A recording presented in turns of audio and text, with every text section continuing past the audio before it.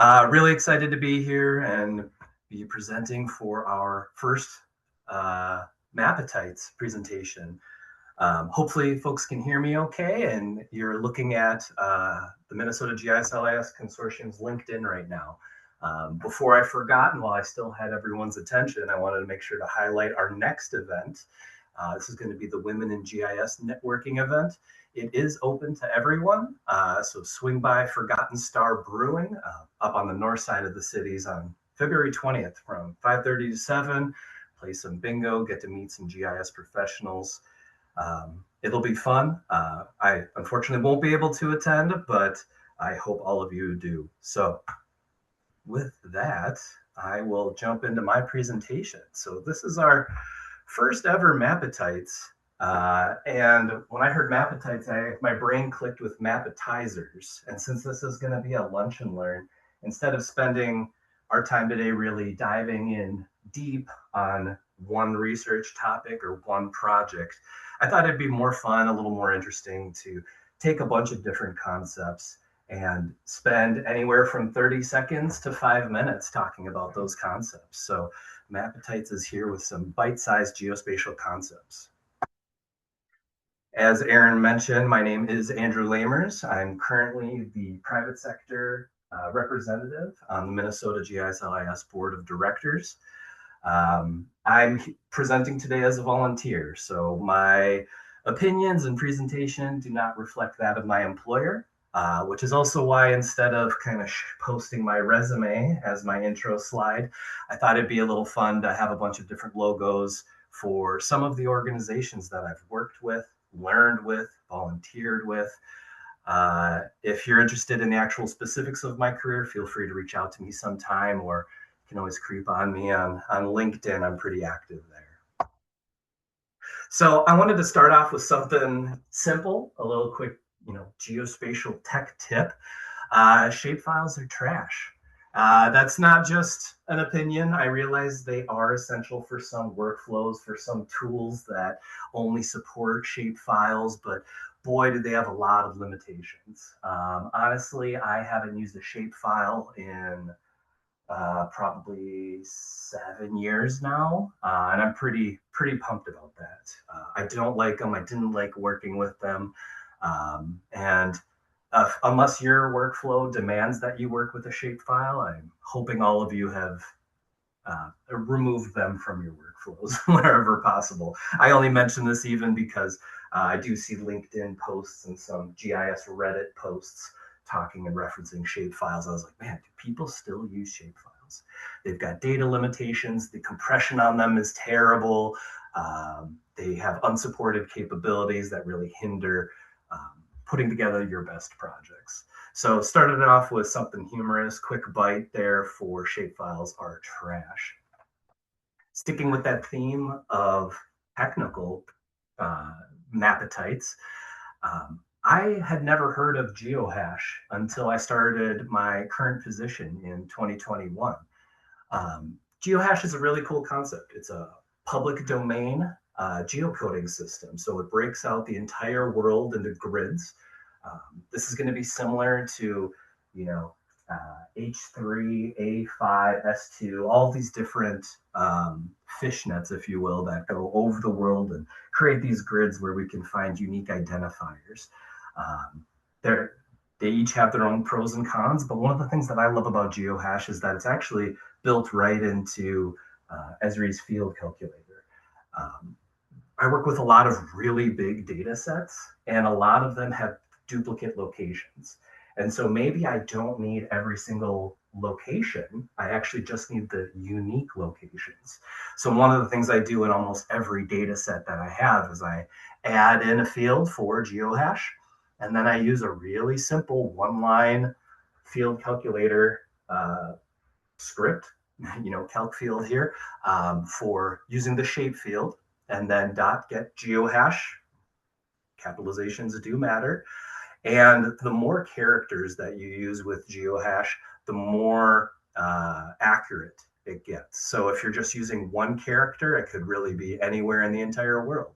If you use two characters, now we're starting to split up the geography of the world and narrowing in on where it is. So I tend to use 12 characters because I'm not working with engineering data. I don't need to have millimeter precision.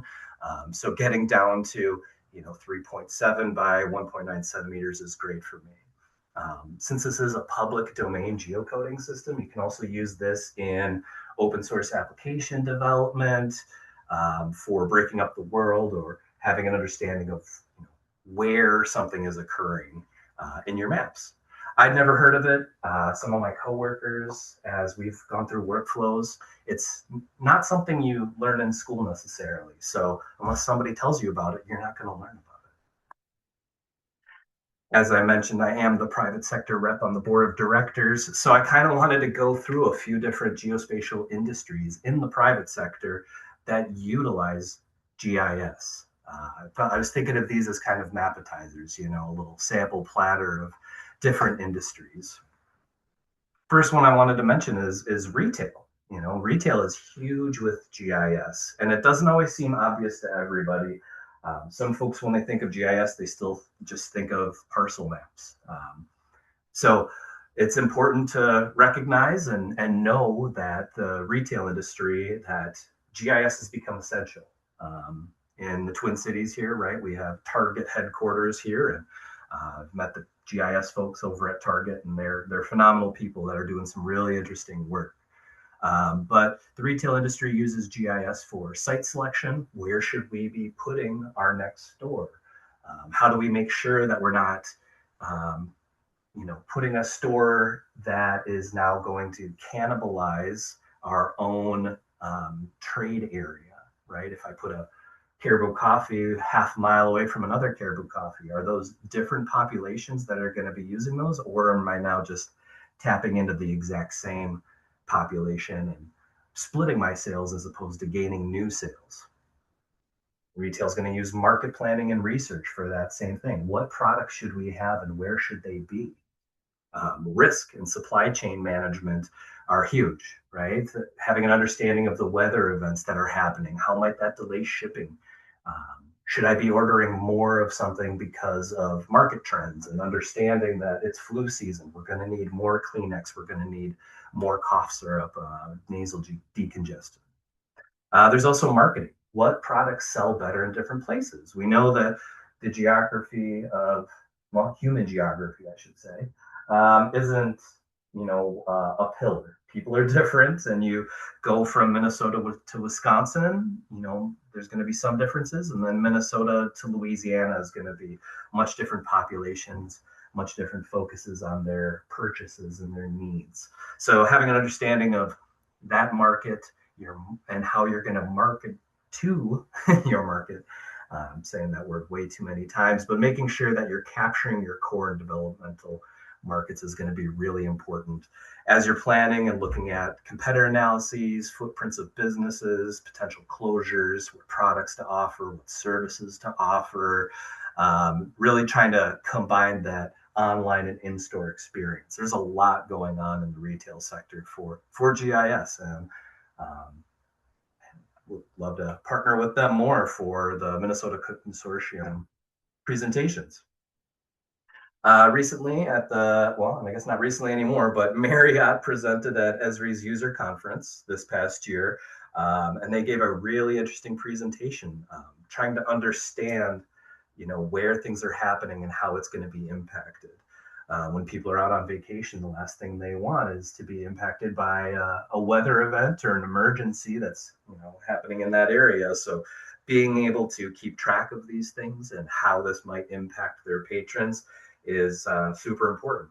One of the things that they mentioned that I thought was super interesting was how they're taking climate into consideration for where they should be opening new hotels. Does this area flood often? What does hurricane season look like? What sort of things can we do to mitigate our risk? You can also use GIS to track regulations, right? How building something in Florida versus Texas versus Honduras or Puerto Rico. It's going to be really different for your regional, state, governmental regulations. So GIS can actually be a really good tool for highlighting those areas and what considerations need to happen. And understanding brand locations under the same corporate banner. You don't want to be competing with your own brand. And there's, a lot of good things happening in the hospitality industry. For those of you that know me, I am very passionate about the geography of health and healthcare. And I find that it's one of the most interesting fields in GIS. But it's also not an industry that people immediately connect with GIS. I get questions a lot when I say, I like to work with healthcare data. Well, what do you do with that? So there's going to be a lot of things. One of the maps we're looking at right now was actually put together by Esri. This is in one of their story maps. What this is doing is it's highlighting total counts of emergency department visits.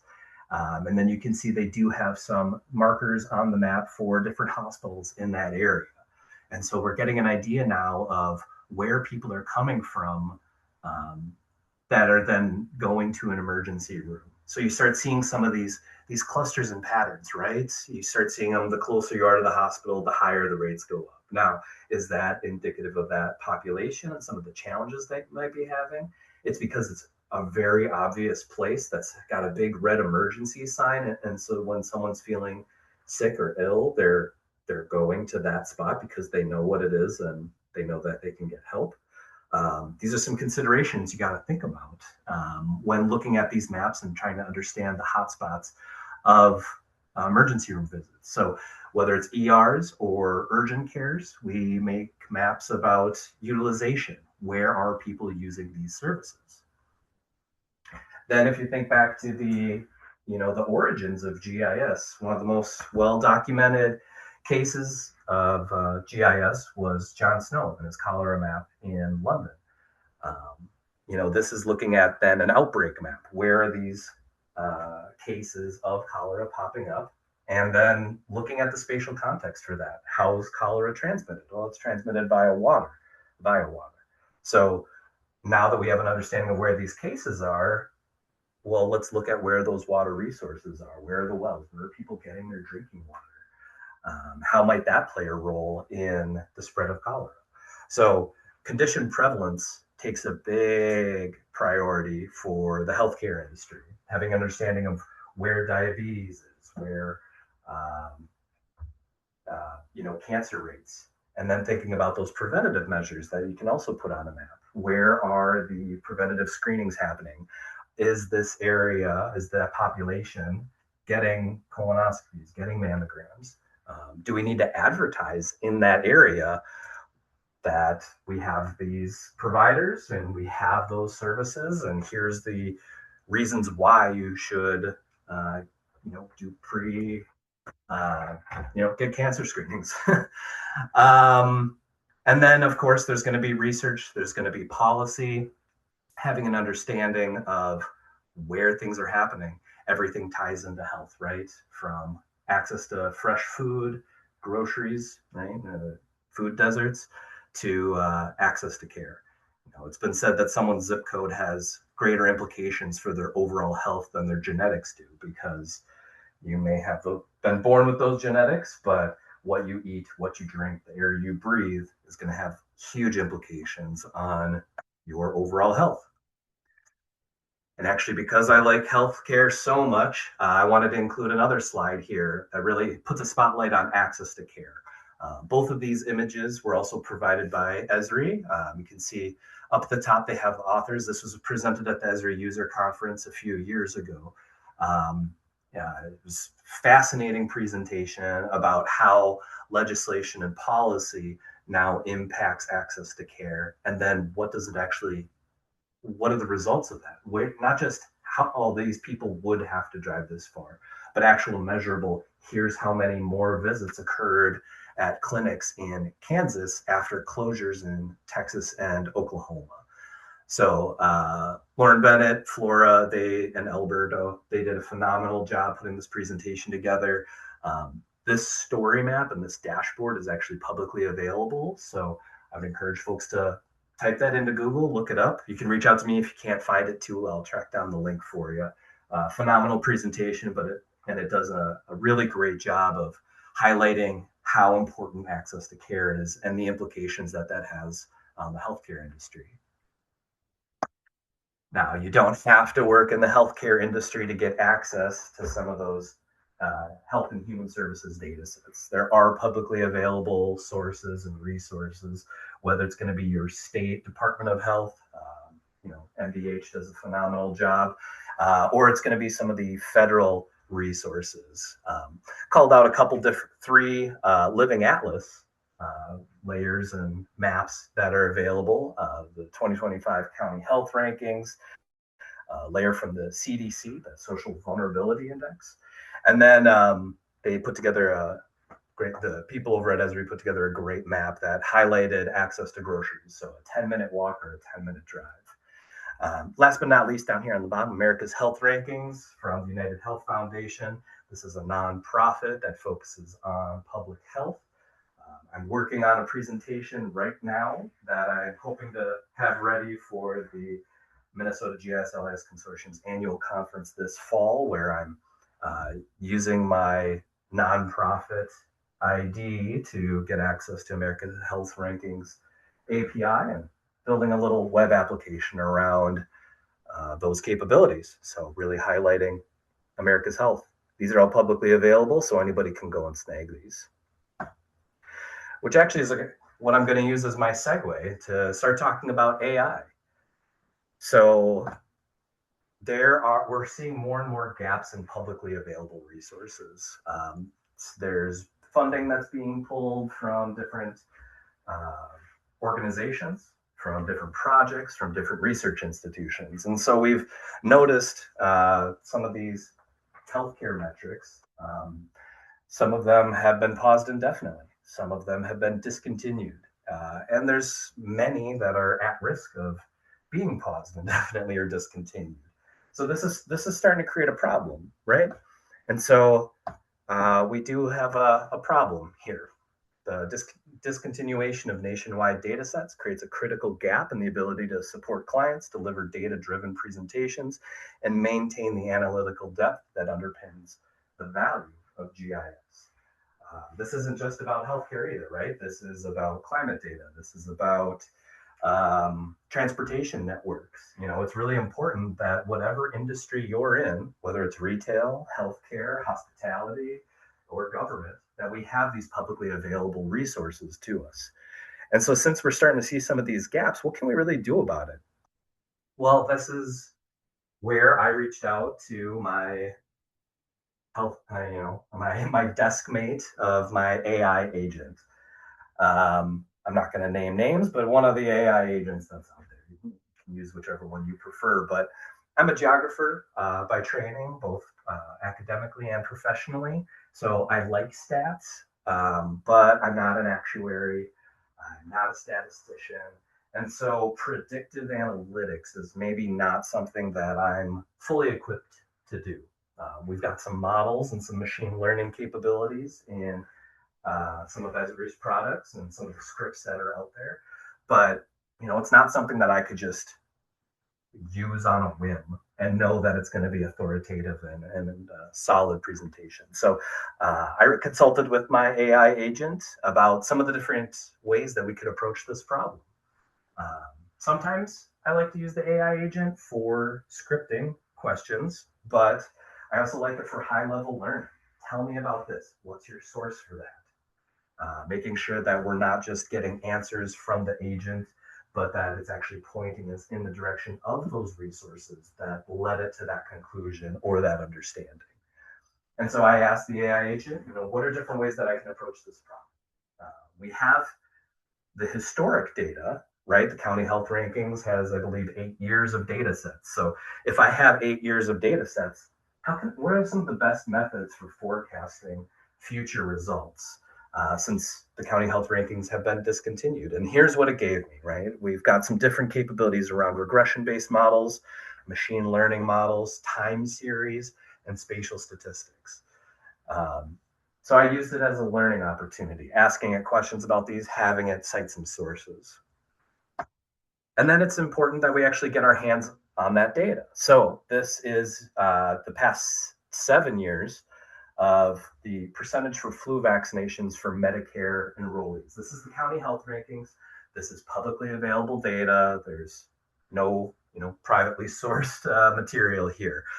So I made some quick maps, right? Just let's get these percentages on a map and start seeing where things jump out at us. One thing that I think is interesting, with 2025, maybe some Minnesota folks don't know, but Connecticut did a big overhaul of their counties and how that level of government functions. And so that's why in 2025, there wasn't a clean one-to-one link from their previous county health rankings. So we ended up with a gap there for 2025. But we see some patterns, some gaps in our data. And what I decided, based on what the AI agents led me to believe, I actually worked with it to put together a little script. And what I did with the agent is run an ARIMA model that I called out on the top there, and I'm blanking on what it stands for, so I'm going to go back a couple slides. This is the autoregressive integration moving average. And so I worked with the AI agent, wrote a script for it, and was able to get some results. So this is that same field using the past 8 years of data and then projecting out for the next 5. I think this is really interesting because we see some of the similar patterns, right, for where these flu vaccination rates are happening. We don't expect it to be crazy different. We're not looking for brand new hotspots or anything like that. So having measures like this that should be relatively consistent, barring any natural disasters or significant legislation changes, we're looking for consistency here. So it's just a way of kind of checking to see, is this a viable solution? One thing that I think is interesting too is you'll notice it filled in Connecticut. That gap's no longer there because we're looking at what are the neighbors, what are the history of this area, what are these percentages looking like, and then filling in those answers. So this actually opens up a whole lot of capabilities for data forecasting because now we're able to supplement gaps in data, not just moving forward where we're not going to get new data, but we're able to even historically fill in gaps of what might have happened there given the measures for its neighbors. Now, since this is a lunch and learn, I'm not going to dive deep and show you the AI agent and talk about the script, but that might be a great presentation for another time, maybe the annual conference or spring workshop. Let's get out of the weeds a little bit.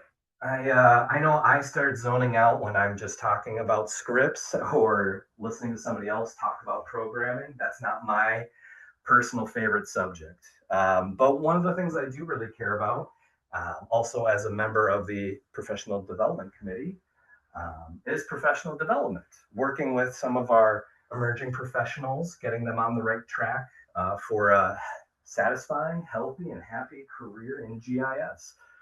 So I wanted to just share a quick slide. This is something that I call the pillars of professional development. And since I love alliteration, I wanted to make sure that they all started with the same letters. So we've got learn, link, and leap. Obviously, a lot of our training comes from academics, so learning is going to play a pretty significant factor at the beginning of your career. But it's also important to understand that it's going to have implications throughout your entire career. So it's important to be a lifelong learner. GIS is a technology industry, and we've seen technology just grows exponentially. It gets developed exponentially. 5 years ago, nobody knew that AI was going to have the implications that it does right now in 2026. So having an understanding of what's coming, what's happening, current trends, that you need to keep up on those things. So being a lifelong learner, whether it's professional skills, learning how to advance in your career, or where or how you want to advance in your career is going to be a whole different thing.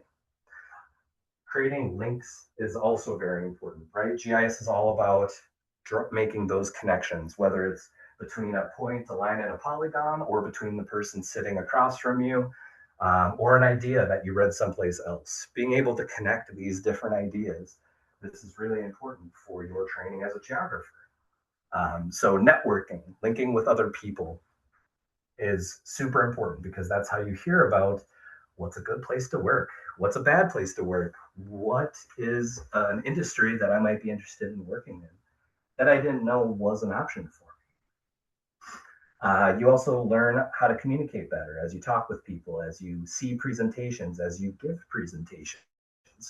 Communication is essential in your career as a professional. And then I want to encourage everybody to take a leap, right? Take bold action and seize opportunities.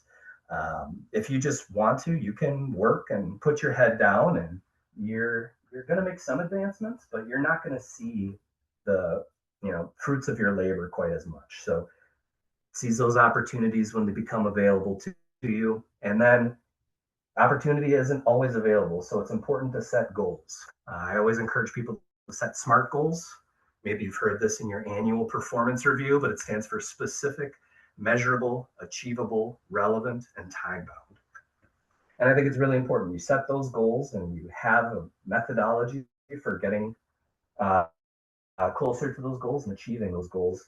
And you'll find that opportunity is there for you to seize. So definitely take note of some of those things. I kind of referenced it already, but career advancement doesn't just happen. You need to have an understanding of how you go about advancing your career. So I've got a little mAppetizer here. And actually, you don't need to yell it out. You can enter in the chat if you want. But what does advancement look like to you? Is it your job title? Boy, GIS has a lot of job titles. And to be honest, the job titles don't always represent what you do for work.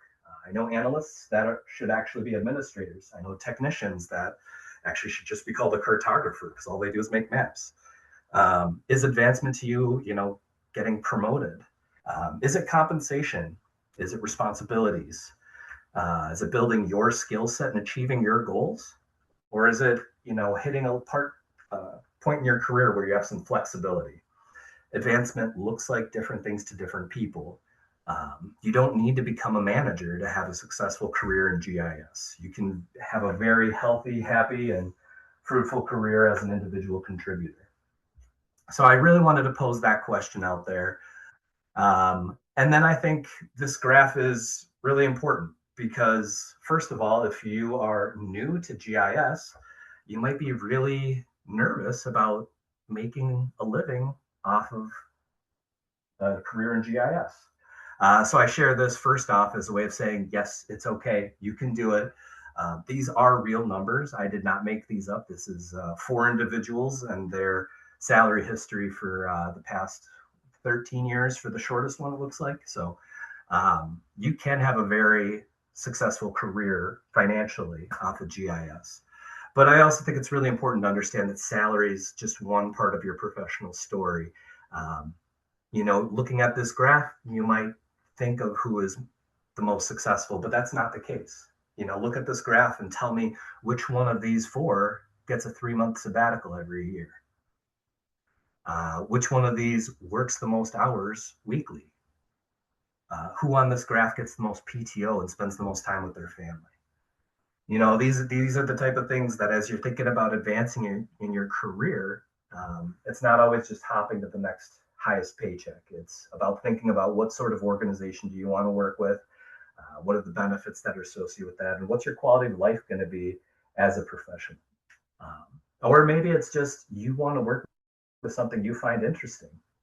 I might have mentioned, I find healthcare data fascinating. I love working as a volunteer with healthcare data. So that's going to be a priority to me in my career path. That maybe it isn't the same for somebody else.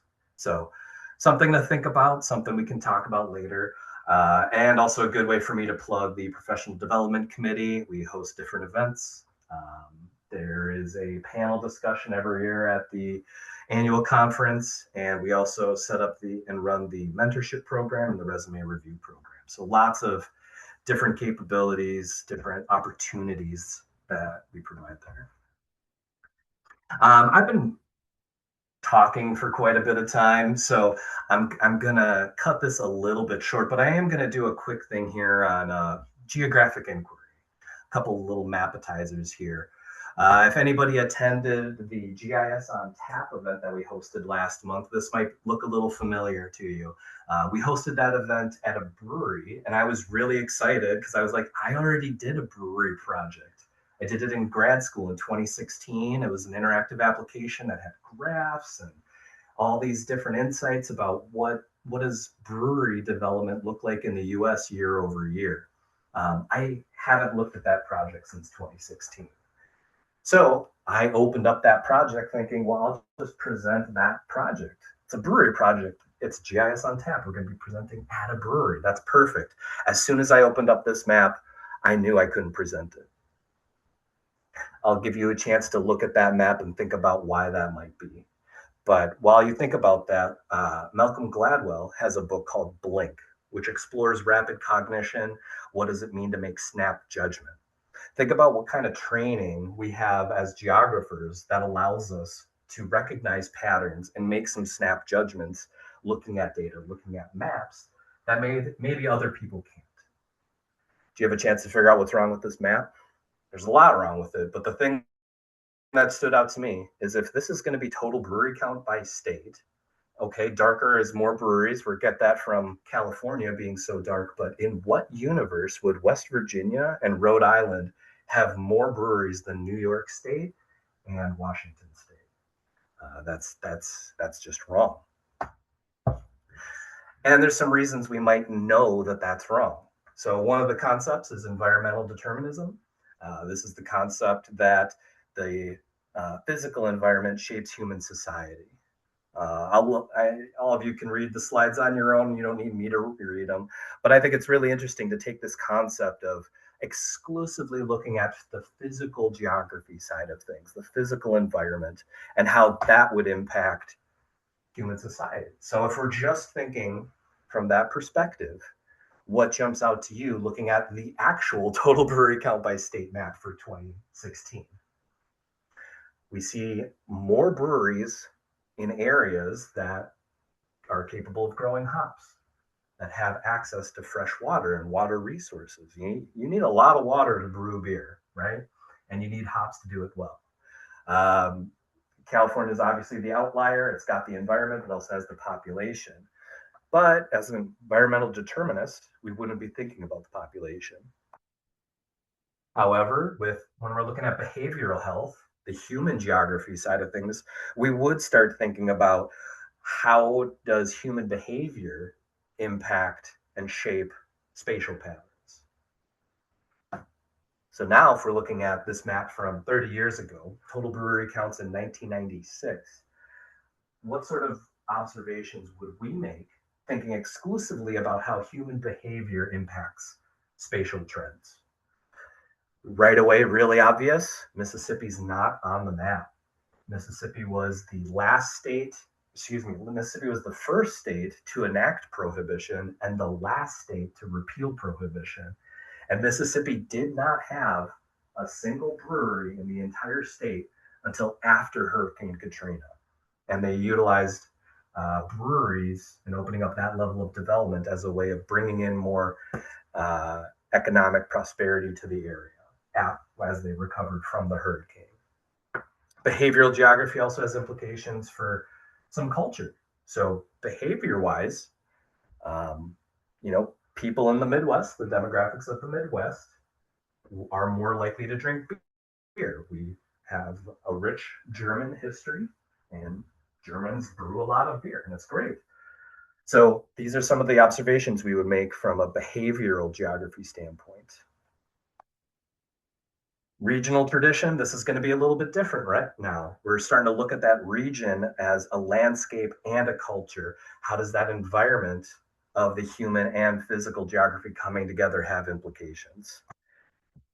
If we're thinking exclusively about regional tradition, we might think about, well, why does Florida in 2024 have so many more breweries than the rest of the Southeast? Could it be because Florida has a rich history and regional tradition of tourism? Well, that might be part of it. But Louisiana, New Orleans also has a history of, regional tradition of tourism. But then again, New Orleans has Bourbon Street, not IPA Street. So they're less likely to have their culture surrounded and focused on drinking beer. Whereas Florida, with Disney World and Orlando and Universal Studios, there might be more inclined to get international travelers, and people visiting would want to drink their beer. Regional tradition also has implications. Again, thinking about Washington State, over 70% of the hop production in the US comes from Washington State. Or it also has implications with Massachusetts, as Massachusetts had the first ever hop farm in the US. I'm just going to skip ahead. We have radical geography. What are the observations we make with that? This is a ranking of the top 10 states by brewery, total brewery count, with number 4 being tied.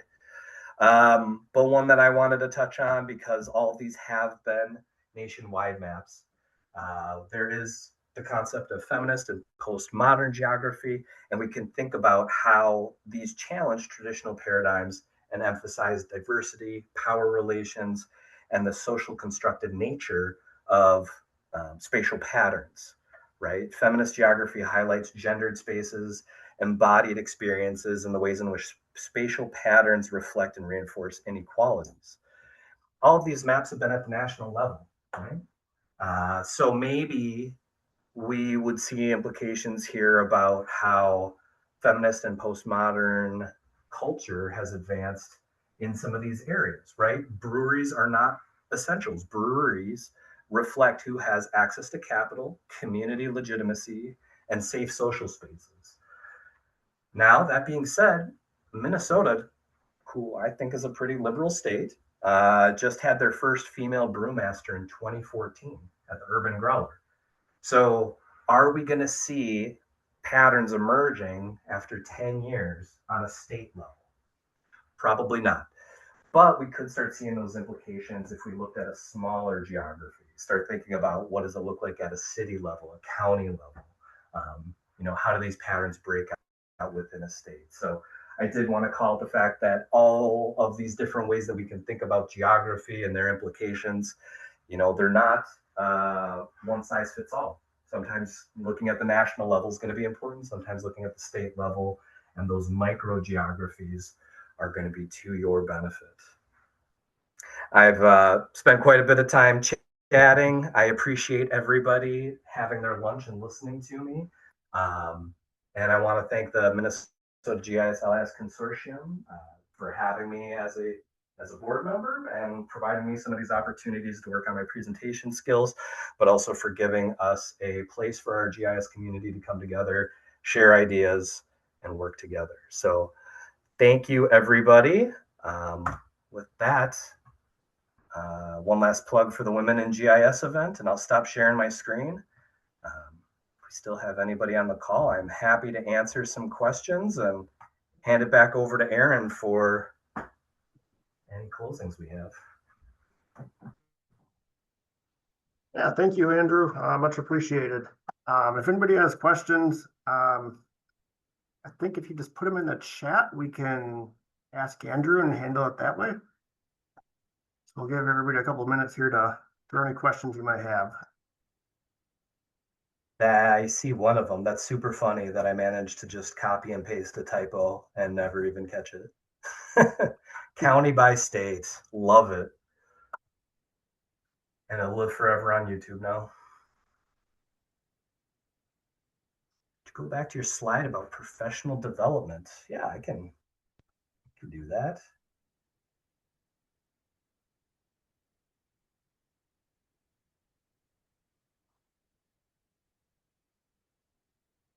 Share screen. Yeah, feel free to screenshot that, or I have a bigger presentation around this. This concept originally came from our spring workshops last year. I partnered with 3 members of our private sector community to give a presentation about professional development in the private sector. And so that was where these pillars of professional development kind of emerged.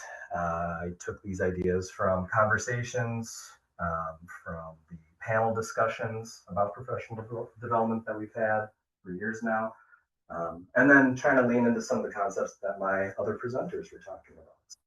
So I'd be happy to share that if anybody else is interested, but at another time. All right, last call for questions.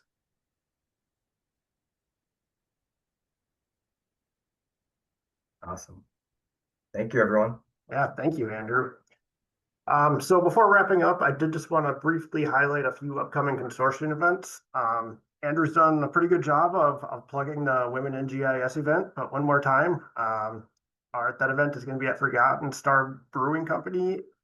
That's Friday, February 20th from 5:30 to 7. Also, just a reminder out there that spring workshops are coming up. They're scheduled for May 14th. We're still in need of both presenters and volunteers. And I will put some links in the chat here in just a second for all of this stuff.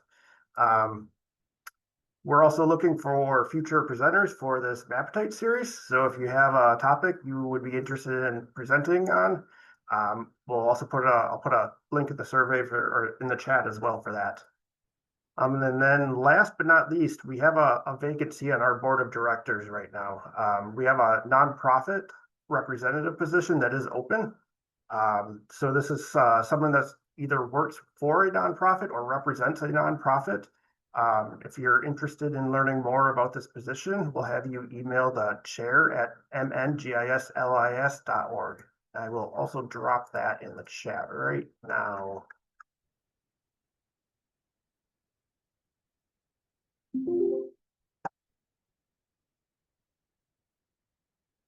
And with that, thanks again, Andrew, and everyone who joined us today. We appreciate your participation and we look forward to seeing you at future mAppetite events. Thanks, everyone. Have a nice day.